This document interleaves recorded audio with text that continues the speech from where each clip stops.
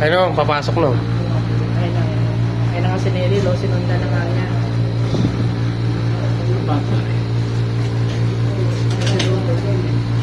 Wala ka man lang sulat-sulat ng ano, Wala na. yaman. Ilamin mo. Ayan o, ang haba ma. Yung kape tsaka kan. Ayun, no, tinadyakan niya. Tinadyakan niya yung... Tinadyakan niya yung ano. Tinadyakan din ni Nelly. Balik mo ma'am, yung dito.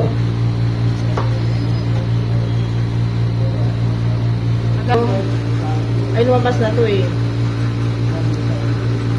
Hindi ko nakita yung... Loko na. Hindi ko nakita yung hiningan niya yung babae.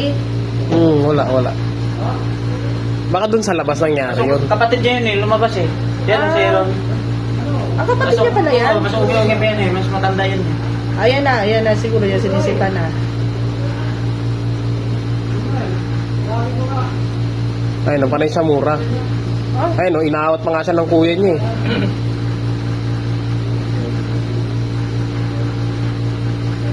ano kinuha niya? Bato. Nasaan yung sumpak dong? Ice pick. Hawak ko yun.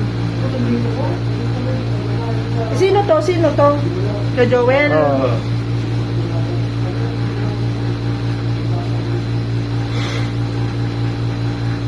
Basag na mo yan dyan, di ba? Di pa. Hindi pa. Paano siya lumapit pa siya? Nandun ako sa guide kasi. Natakaw na yung order yan eh. Ayun na oh. Hindi tayo. Si Princess. Oh. Ah! Binato talaga si Bordin pala nun. Si Birdin pala ang binabato niya. Pag nahulihan ni Birdin talaga. Oo, dulog yan. Basta mainit yung ulo. Dami, malamig. Ayun na. Basag na yan dyan. Basag na. Ayun na yung naghabol ni Birdin.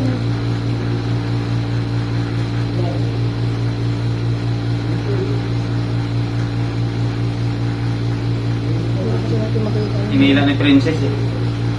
Pinasok talaga niya doon sa dulo. Nasa dulo ba? Eh, ano? Bilang. Ano sabi ng guard? Ay, ng driver? Hindi naman tatakbo eh, kasi traffic. Ay, mainit ulit ni Bordin, no? Hirit talaga ulo niyan kasi nung tigsa tinamaan. Buti may pulis. Tanong, nandito na kaya sila sa Station 9? Wala tayong guide. Doon sa loob. Sino? Hindi ako makapasok. Hindi ko na lang. O, sige. Andun si Birdin sa loob, si Parba. Yung umpisa, Ito. doon sa tubigan ma. Oo, doon nagtulakan. Tinulak ni... Hindi, inagaw ko yung kutsilyo niya eh.